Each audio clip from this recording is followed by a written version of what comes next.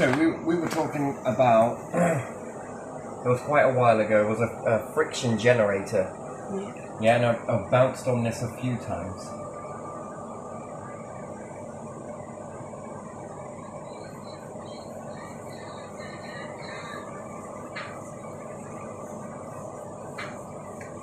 Doesn't terribly matter about the shape here, yeah.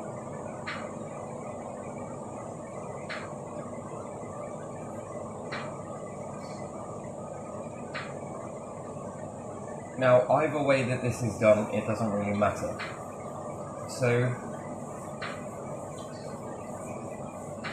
if you imagine that this is made out of, right, we know that some fabrics and different things like that, yes? Rubber, all sorts, generates an awful lot of static, yes? But when it spins, rotates, and this would rotate really fast in space, yeah? But it has to be in space. This rotates extremely fast, and then around the outside, this will become fluorescent. This is a fluorescent tube. And it goes all the way around the outside. Now, it's going to flick on here and it will create a little bit of drag, but while it's in space, rotating, it will smack onto the side here, and it should illuminate what's known as a CFL ball.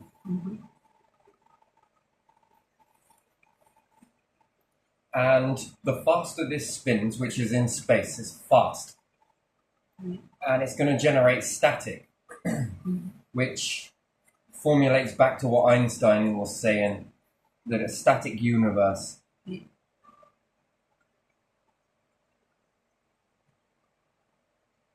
Once this begins to do it, it should begin to power a lot of things. So if you imagine designing infrared and also CFL, infrared powers solar panels.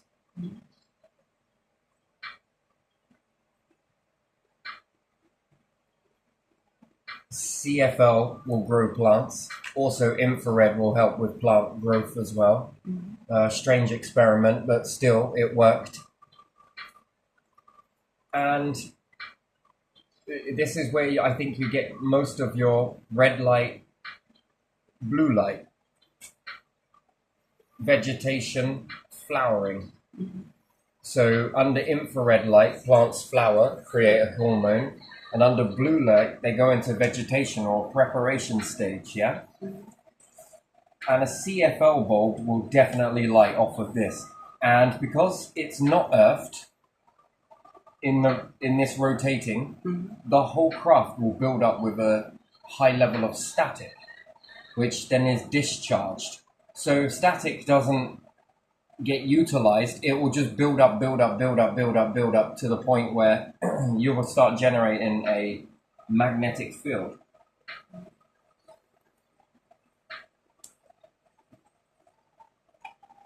And to control the magnetic field, because if it becomes too much, what will happen is you'll begin to get zaps everywhere, and any life forms on here would not cope with that very well. Also, in static fields, did you know plants grow more stronger? It acts as a stimulate. So for plants, not only is it about vegetation versus blue light, and flowering is from infrared, yes, which is the red light. In this static, it creates a stimulate for plants. Plants love static, and it can cause things to grow really quickly. If you want to think of another way, did you know that electric pylons, so power cables, create static buildup within them? it's very interesting, to be honest. When you get closer to an electric pylon, your hair can stand up. It's a really strange phenomenon, but it creates what people will say is electromagnetic field. It's actually creating static, and a high buildup of static is what will cause plants to become attracted to it. So the magnetic field on the planet is static, and the static from where the static comes from is basically moons generate static on the planet, which then mounts to heat, and it creates a magnetic field. A slight one on here, but it's more utilized here due to the core composition. Planets generate a static to their star. Neutrinos have loads of planets.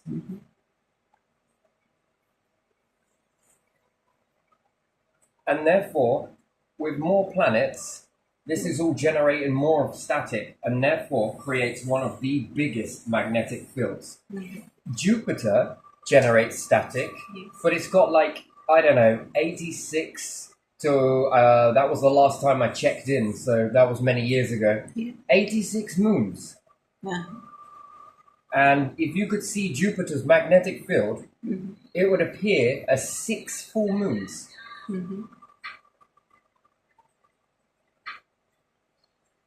If you could see it, it would look like 6 full moons. I mean, that's whopping.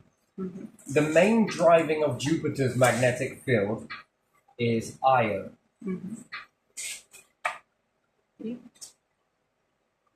Is it Io? Yes, it is, I think. And it is discharging around, and this is not an exact number.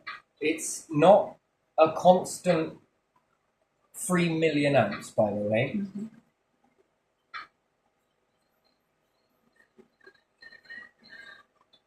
3 million amps, it's not. It's in a ratio of 3 to 6 million amps because the orbit it takes.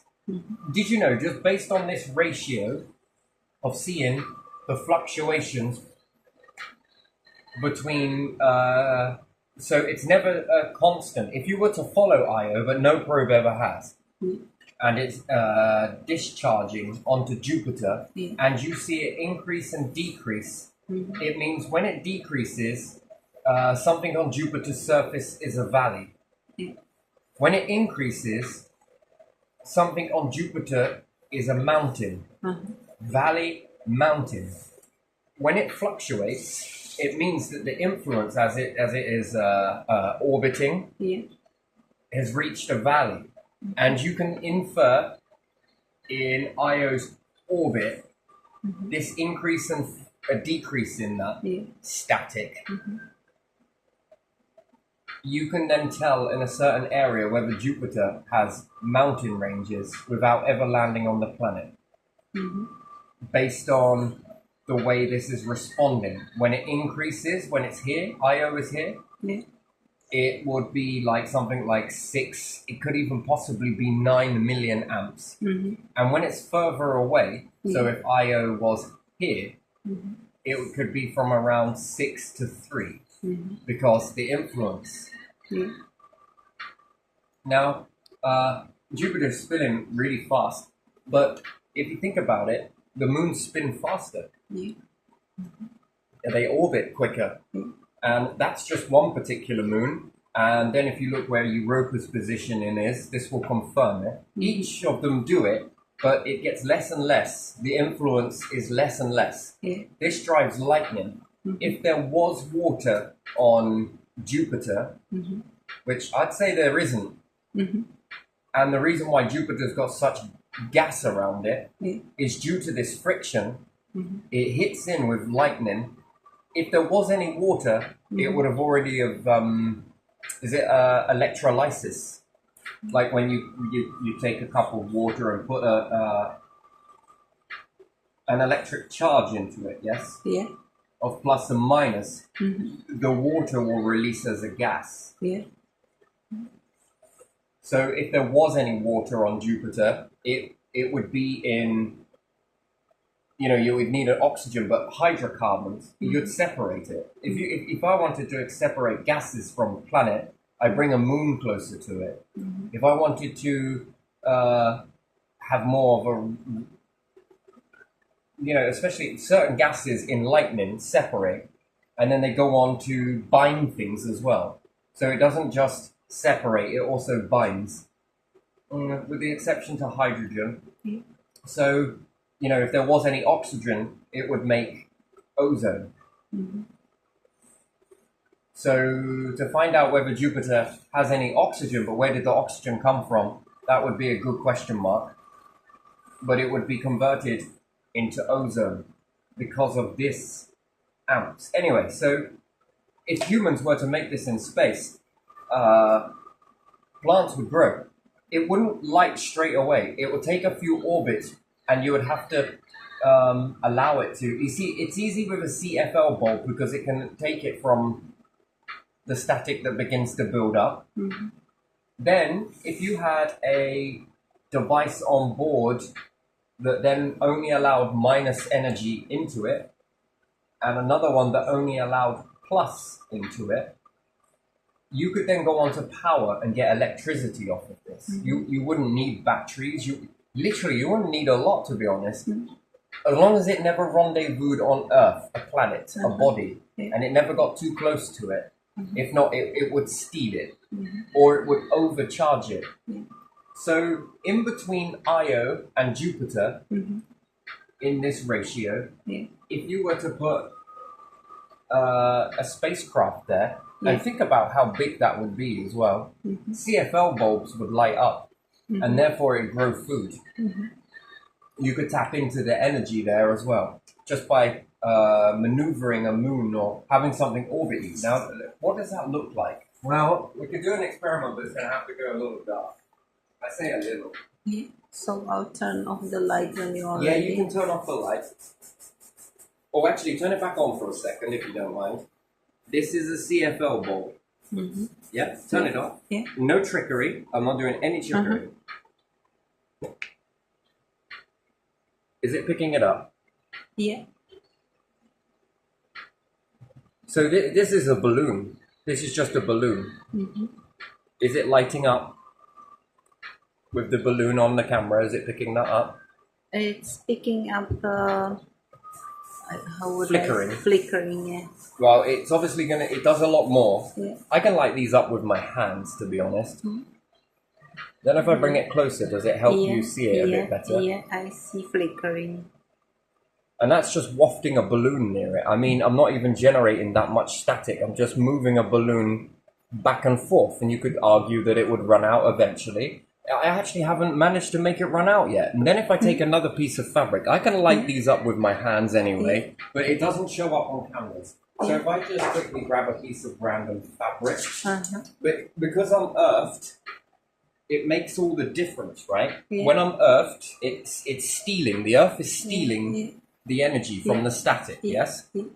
Well, there's a good reason for that. Mm-hmm. Now, if I've got a piece of fabric Yeah. and I try it with the fabric, I don't know if it's picking it up. It's not as No. effective. No, I don't. Do you notice how that is really not that?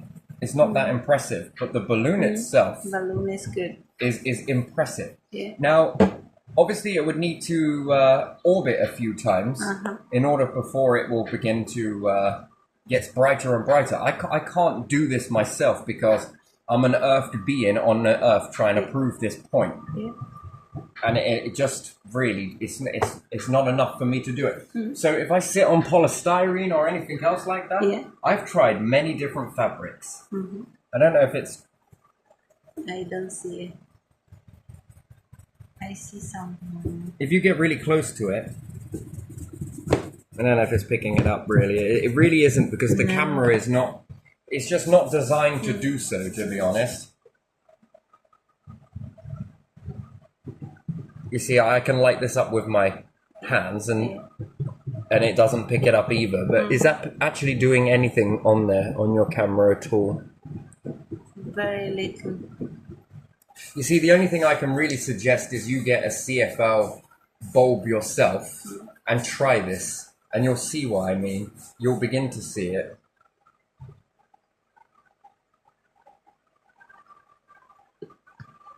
Is that doing anything at all on your camera? Slightly something. Yeah. And I'm wafting a balloon back and forth. Yeah.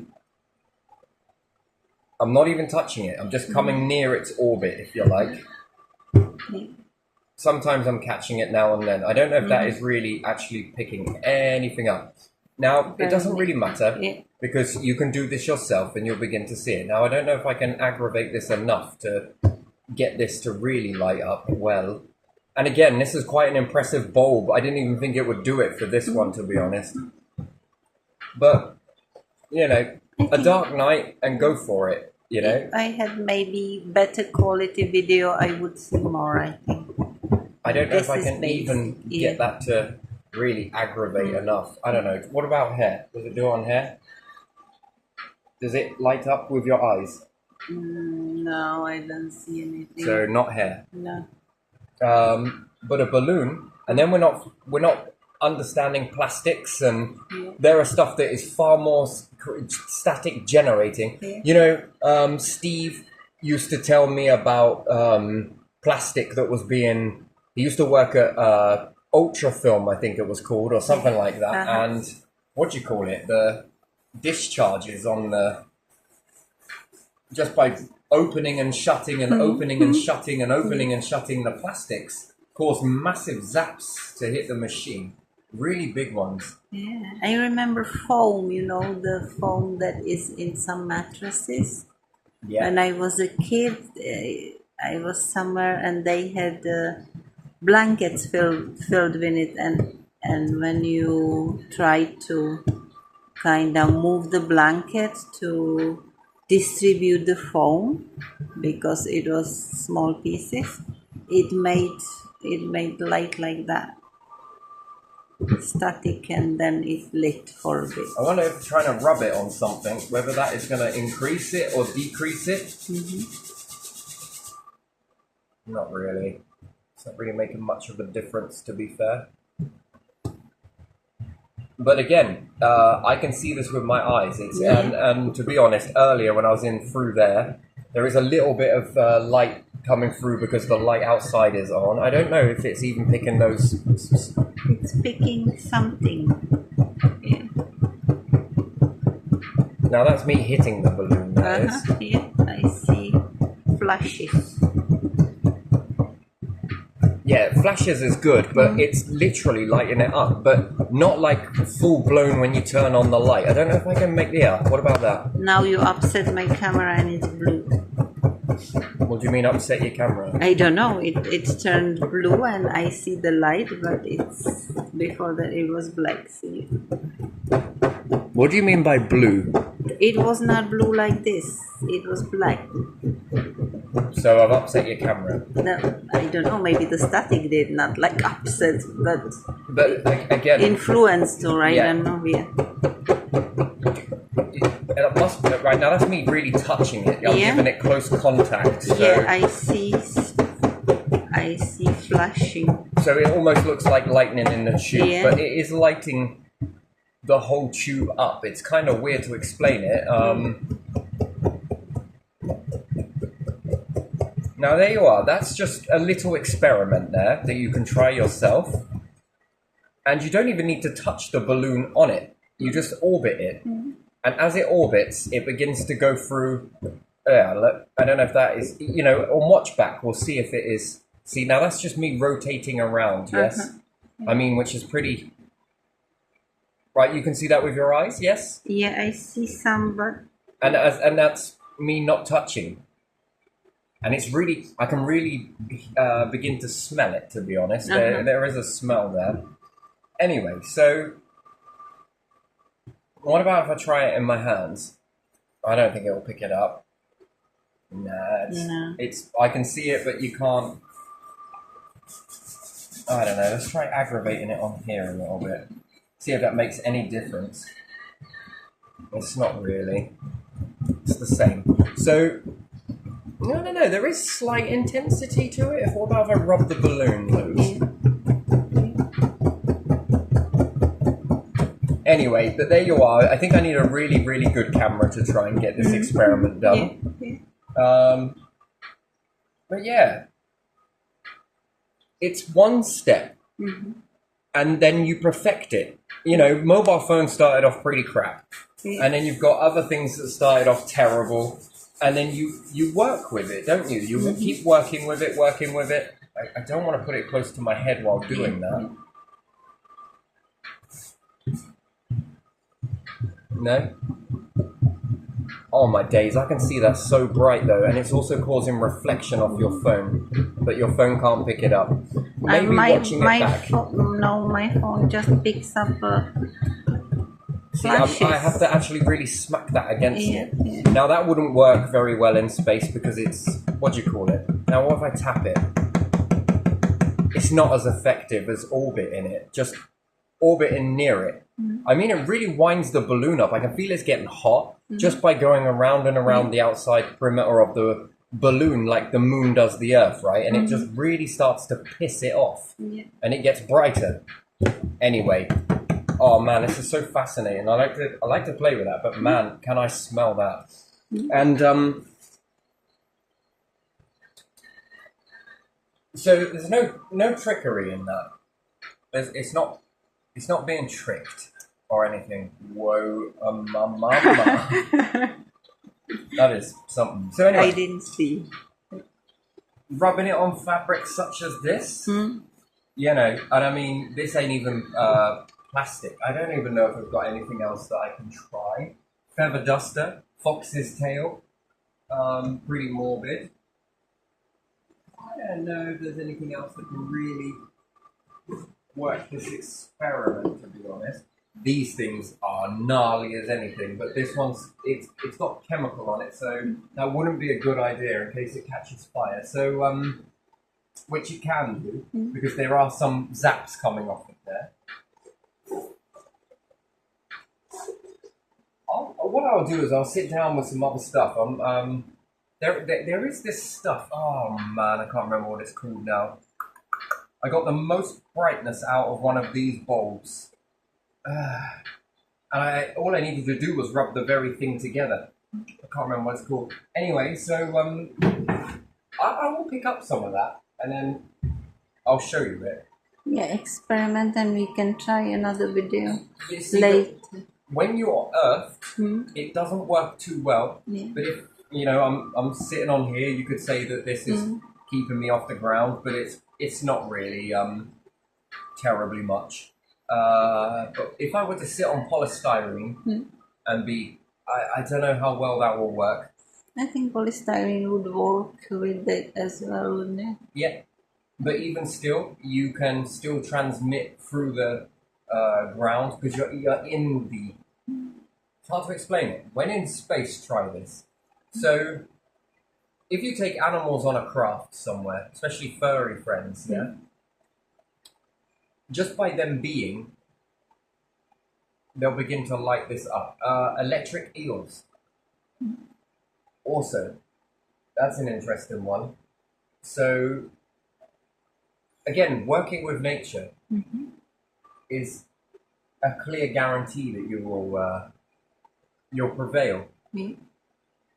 Just by them being on the craft, they begin to discharge this energy and then this static begins to build up. We just don't realize that we are contributing to it, even with the hairs on the arms. And animals being with fur, birds, another one. I've not tried this with feathers terribly much, but they can still build a static. Bumblebees. And just by them being, they can power light. And to power light means to supply food. Yeah, sure, there's temperature and everything else, but during friction, things get very hot anyway. So in space, that's a medicine. And then it depends on how well you insulate. But again, this has been drawn all over and everything else. But just by orbiting without touching, it is generating light. So that's interesting, just by orbiting. Now this is built up with static, just by, it's a balloon. Balloons pick up static, this we know. But that's on the Earth. In space, it's going to generate a lot more. And where does that energy start to go? To the point where it starts generating lightning. You don't want that because that's not good for the balloon. Pop it goes. But if you've got something to discharge it into, and then that energy is utilized, that's what the friction, the understanding of friction. And I know a thing or two that just because it may not be clear on here, it doesn't mean that it won't work.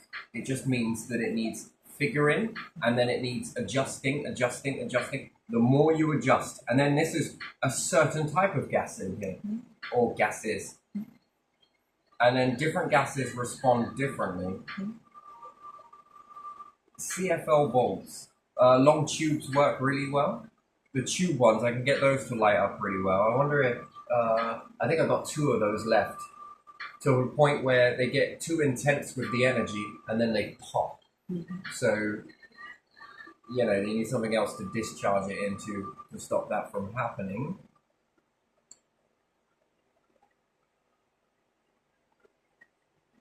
But yeah, so, and I think what you can do with that, and then if you adjust solar panels bit by bit, what you then are able to do is then cash in on the light that's not used. Well, if you're not going to read with it, you're not growing with it, a few solar panels around. Plants need darkness. Cover it with solar panels. I've tried this experiment with many light forms. Different types of light didn't really give me much, but infrared gives me quite a lot.